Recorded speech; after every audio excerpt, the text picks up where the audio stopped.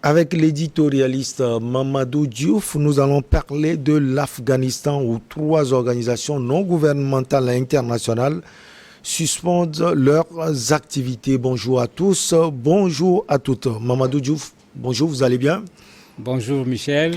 Trois ONG étrangères ont annoncé dimanche 25 décembre 2022 qu'elles suspendaient leurs activités en Afghanistan après l'interdiction faite par les talibans aux ONG de travailler avec des femmes selon un communiqué commun. Alors Mamadou Diouf, la raison, elle est trouvée, c'est sans doute l'interdiction faite à ces femmes de travailler avec ces organisations qui aident les Afghans.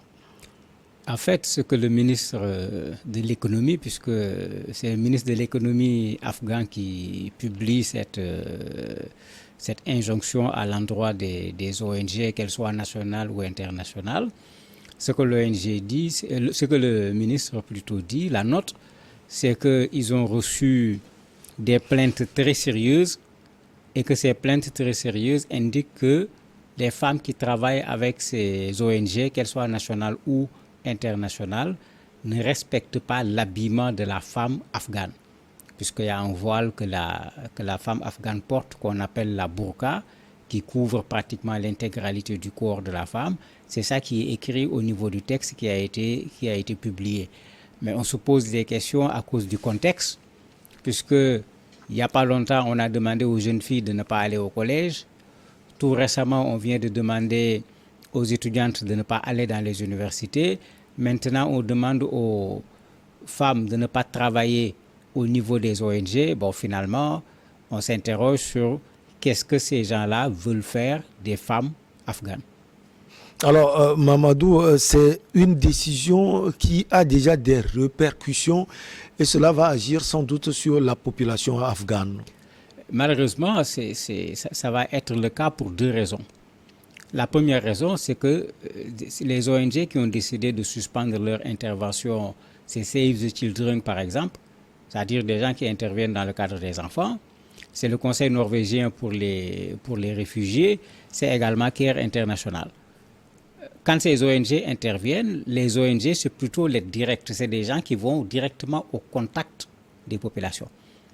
Et une des raisons pour lesquelles même il y avait des femmes dans ces ONG, c'est qu'en Afghanistan, il est extrêmement difficile quand tu es homme de vouloir être en contact avec les femmes, que ce soit les talibans au pouvoir ou pas. Donc au niveau de ces ONG, à peu près un tiers du personnel sont des femmes. Puisque quand il y a guerre, quand il y a des réfugiés, c'est le plus grand nombre, ce sont les femmes, ce sont les enfants. Et quand on dit les enfants, on dit les femmes, puisque tu ne pourras pas approcher les enfants sans leur maman. Donc ce qui est clair, c'est que ces ONG, en suspendant leur activité, vont priver les populations afghanes d'une aide dont ces populations ont fondamentalement besoin, parce que depuis que les talibans ont pris le pouvoir, ils n'ont jamais été capables de faire un approvisionnement normal du marché du pays pour qu'au moins celui qui veut acheter puisse aller acheter. Quand acheter devient difficile, n'en parlons pas pour celui qui n'a même pas de quoi acheter. Alors, avec cette pluie de décisions, vous avez parlé justement de ces décisions tout à l'heure. La récente, c'est l'interdiction aux universités afghanes. Alors, Mamadou, c'est la société afghane aujourd'hui qui a de sérieux problèmes. Oui, il y a de sérieux problèmes et il y a des interrogations qui s'imposent. Comment on peut construire l'Afghanistan de demain si aucune femme ne doit aller à l'école? Ils sont au niveau des ONG, est-ce qu'ils vont s'arrêter là-bas? Est-ce que finalement, on ne va pas tout simplement demander aux femmes de quitter toutes les fonctions en termes de travail, pas seulement au niveau des ONG, mais au niveau d'autres espaces? Mais cela va poser un sérieux problème. On a vu la réaction des Nations Unies qui demande aux talibans de reconsidérer cette décision et qui prévoit même de les rencontrer.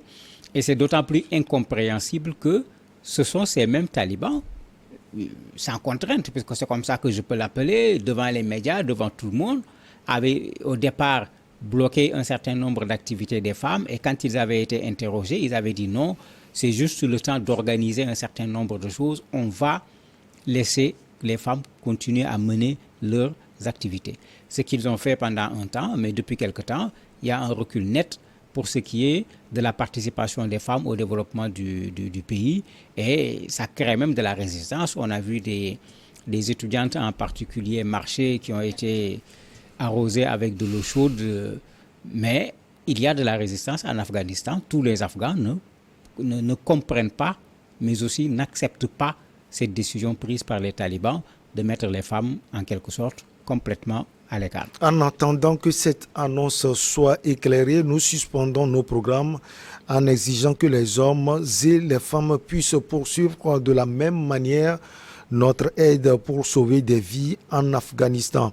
Alors qu'on voit déjà la sortie de l'ONG là, on sent véritablement que ce qu'elle veut est aux antipodes de ce que les autorités afghanes souhaitent avoir. Mais ces ONG travaillent déjà sous pression. C'est ça la réalité. Vous êtes dans un pays où les talibans ont pris le pouvoir par surprise, parce qu'il faut dire les choses comme elles sont. Eux, ils s'attendaient à refaire ce qu'ils savent faire, reconquérir le pays petit à petit en affrontant l'armée afghane que les Américains avaient dit, parce que rappelez-vous, au moment où les Américains partaient, ils disaient qu'ils ont préparé l'armée afghane plutôt. L'armée afghane est capable d'assurer la sécurité de l'Afghanistan. C'est ce que Trump nous a dit avant de demander aux soldats américains de quitter. Mais sur le terrain, ce qui s'est passé, les Afghans ont quitté leur zone, arrivés à Kaboul en un clin d'œil, sans presque aucune forme de résistance. Donc, arrivés au pouvoir, il faut le dire clairement, je ne suis pas sûr que ces gens avaient un plan déjà tracé, une feuille de route pour ce qu'ils vont faire. Et ça s'est vu dans tous les cafouillages qu'on a rencontrés au départ. Et certainement, sur cette question des femmes, il y a également ce cafouillage. Est-ce que les gens se sont véritablement assis pour s'interroger sur quel rôle la femme afghane peut jouer dans son pays? Une telle décision pose problème. S'il n'y a pas des femmes au niveau des ONG, mais ils vont revenir à leur rengaine habituelle. Même pour donner à manger à une femme, il faut que ça soit une femme. Mais si vous empêchez aux ONG d'embaucher des femmes, comment les ONG vont faire? Beaucoup de ces ONG interviennent sur les questions de nutrition pour les enfants. Quand on dit nutrition pour les enfants, c'est la maman qui amène l'enfant. La maman va amener l'enfant chez un homme, ce qu'ils interdisent, mais ça n'aura pas de sens. Beaucoup interviennent également sur les questions de santé. On fera quoi? Avec cette femme qui est malade, on n'a pas de femme parmi le personnel, elle va être consultée par un homme.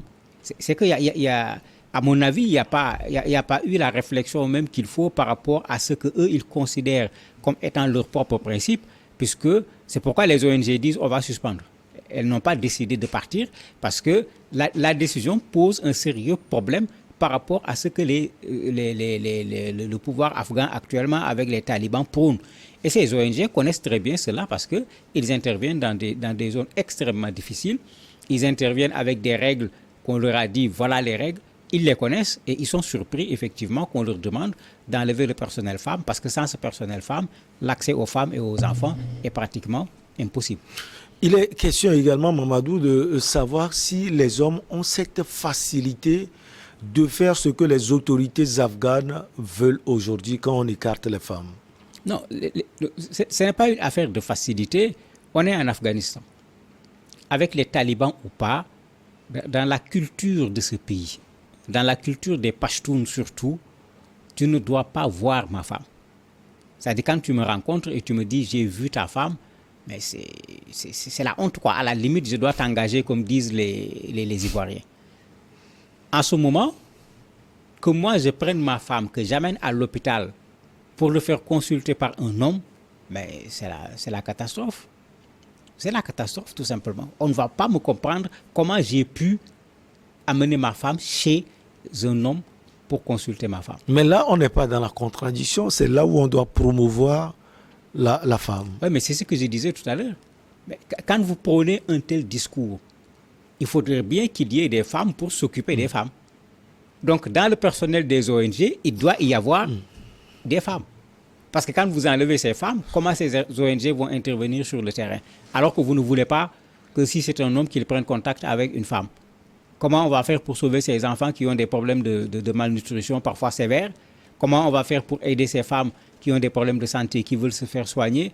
Mais ça pose un sérieux problème parce que vous semblez défendre une chose, mais vous créez les conditions du contraire de ce que vous voulez défendre, parce que les ONG, s'il n'y a plus que les hommes, mais ce sont ces hommes qui vont être au contact avec les femmes, et je ne vois pas comment les hommes vont faire sans pour autant être en contact avec les femmes quand il faut s'occuper de nutrition, quand il faut s'occuper de questions de santé. Alors, ces décisions, on peut voir les conséquences au niveau surtout de la population. Les autorités, peut-être qu'elles ne sont pas aussi concernées. Dans ce cas, Mamadou, il doit y avoir des réactions surtout sur le plan international. Ben, il y a déjà des réactions sur le plan international depuis l'interdiction des lycéennes déjà à aller à l'école, des étudiantes à continuer les études à l'université. Avec cette réaction, vous avez les Nations Unies qui disent qu'ils ne comprennent plus l'attitude des talibans, puisque les Nations Unies avaient joué en regardant la situation des populations afghanes pendant que les Américains et un certain autre nombre de pays étaient pour des sanctions sévères pour mettre en difficulté les talibans. Mais mettre en difficulté les talibans, c'était mettre en difficulté les populations afghanes. Les Nations Unies ont des organes pour les réfugiés, pour les enfants, pour les femmes, qui ne sont pas dans cette posture, qui s'intéressent à l'épanouissement de l'enfant, à l'épanouissement de la personne. Les Nations Unies ont plaidé pour que les gens fassent attention pour que le combat contre les talibans ne se traduise pas par un combat contre les populations afghanes. Puisqu'il faut le dire clairement, toutes les populations afghanes ne sont pas des talibans. Il est bon de faire la distinction. Maintenant, les Nations Unies sont un peu déboussolées devant cette situation où on leur dit clairement les femmes sont out jusqu'à nouvel ordre. Pour le moment, ils parlent de questions de voile. Est-ce que c'est la véritable raison? Ben, si c'est le cas, on espère que d'ici quelques temps, ils vont peut-être rencontrer ces femmes, discuter avec elles pour leur dire voilà le voile qu'il faut porter. Mais si c'est une décision définitive, mais ça va créer une véritable désorganisation au niveau de l'Afghanistan et des difficultés énormes pour les femmes et les enfants en particulier. Et si c'est ainsi, les sanctions aussi risquent de pleuvoir. Est-ce que les autorités afghanes ont les moyens? Ben, est-ce qu'ils ont besoin de les sanctionner encore? Ils n'ont pas les moyens. Généralement, quand ces ONG viennent dans un pays, qu'est-ce qui se passe? C'est que l'État régalien n'est pas capable de régler les problèmes des populations. Si les talibans avaient réglé les problèmes des populations afghanes, si les ONG viennent, elles vont aller sur quel terrain? Il n'y aura pas de terrain. S'il y a de l'espace pour les ONG, mais ça veut dire que les problèmes sont là. Et pour le cas de l'Afghanistan, les problèmes sont énormes. Il faut le dire clairement, les problèmes sont énormes. C'est vrai que les problèmes ont diminué par rapport au départ des Américains parce que les Américains avaient mis sous perfusion ce pays. Quand ils sont partis, c'est eux qui alimentaient les structures de santé en médicaments et tout. Sur le coup, les médecins étaient là, les reportages les montraient de façon très claire. Il est là devant un patient, il connaît sa maladie, il connaît son médicament, il n'a pas le produit chez lui, le produit n'existe pas à la pharmacie.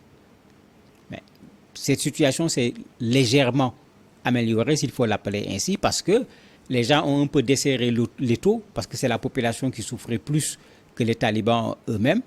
Mais si on doit revenir encore vers des sanctions, ces populations déjà en difficulté vont payer un très lourd tribut, alors qu'elles ne sont pas responsables nécessairement de ce que les talibans font. Alors, qu'est-ce qu'il faut faire pour faire plier ces Afghans, ces talibans, j'allais dire, les autorités? Bien sûr, une manifestation interne, c'est-à-dire au niveau de l'Afghanistan, ou bien des sanctions, ça, vous avez exclu cela tout à l'heure. Mais pourquoi pas? On a déjà vu des manifestations de femmes depuis les interdictions, parce que ça n'a pas commencé avec l'interdiction de l'accès à l'université aux étudiantes. Il y avait eu déjà des manifestations de femmes en Afghanistan à la prise du pouvoir, même juste à la prise du pouvoir des talibans, il y avait des femmes qui avaient commencé à manifester. Le problème, c'est que le nombre n'a jamais été un nombre important, puisque ce n'est pas la culture afghane. Il faut le dire clairement, ce n'est pas la culture afghane, mais n'oublions pas que l'Afghanistan est à la frontière de l'Iran, et on a vu en Iran quelque chose que pratiquement personne n'attendait. Ouais. Que les femmes sortent dans la rue, que les femmes manifestent, qu'elles maintiennent l'occupation des rues, au point que le pouvoir, d'une façon ou d'une autre, a été obligé de reculer en déclarant la dissolution de la structure qui a entraîné la mort de cette jeune dame. Et rappelez-vous, il y a un lien entre les deux, parce qu'ici également, c'était une question de voile qui est au départ de ce problème qui a abouti à la mort de cette dame. Mais on est ici également sur une question de voile. Est-ce que les femmes afghanes... Ça peut inspirer les femmes afghanes. Effectivement. Est-ce que les femmes afghanes vont regarder ce que les femmes iraniennes ont fait en disant que mais si on mène un combat, on peut gagner quelque chose? Est-ce que les hommes afghans vont rejoindre les femmes dans ce combat, comme cela a été le cas au niveau de l'Iran?